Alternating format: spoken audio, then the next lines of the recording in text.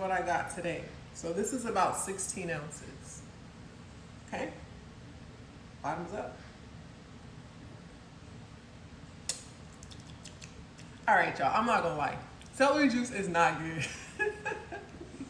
It's literally not good on its own.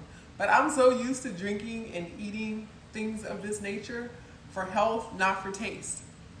I'm drinking for health, not for taste.